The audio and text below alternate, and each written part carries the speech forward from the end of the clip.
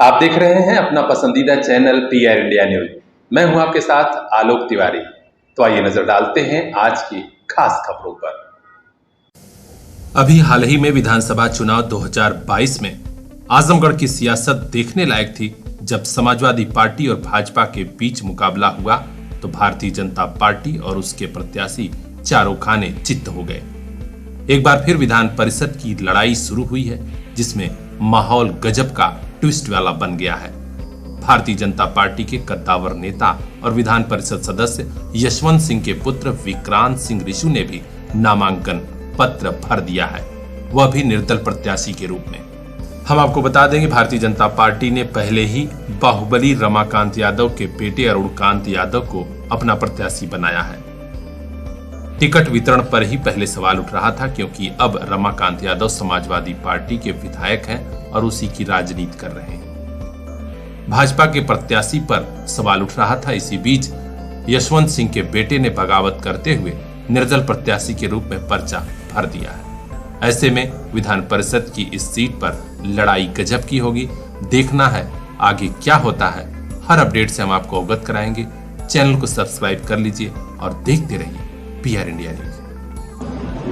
इसके लिए सबसे पहले तो मैं भारतीय जनता पार्टी को धन्यवाद देना चाहता हूं, और दूसरी चीज़, मुझे इस बात की खुशी है कि भारतीय जनता पार्टी योग्य प्रत्याशियों का चयन करती है। इसमें किसी तरह का जातिवाद या परिवारवाद का भेदभाव नहीं रहता, क्योंकि जब मैं सपा में था तो उस टाइम मेरे पिताजी चले गए थे बीजेपी में और मुझे सपा ने टिकट नहीं दिया था, जबकि मैं वहाँ से सिटिंग MLA था।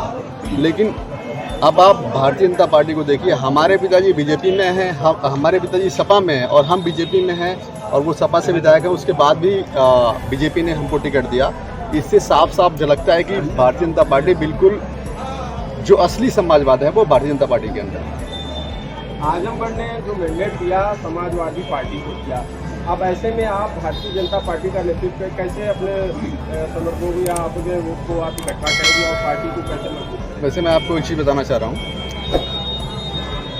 शायद इससे पहले इतनी बड़ी संख्या में मुसलमान भाई कभी भारतीय जनता पार्टी कार्यालय पर न गए हों।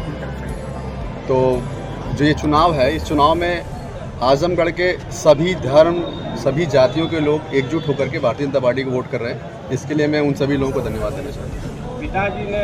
पिताजी आपकी सीट पे काबिज हुए, आपने भी इस तरीके से विरोध नहीं किया, उसमें सामने आए, उसको लेके काफ़ी चर्चा है और एक ही आंगन से अब दोनों चीज़ें चलेंगी।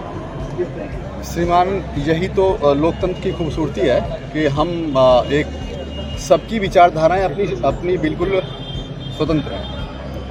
हमें किसी भी तरह का हमारे परिवार की तरफ से कोई दबाव नहीं है, ना हमारा दबाव हमारे परिवार के ऊपर है।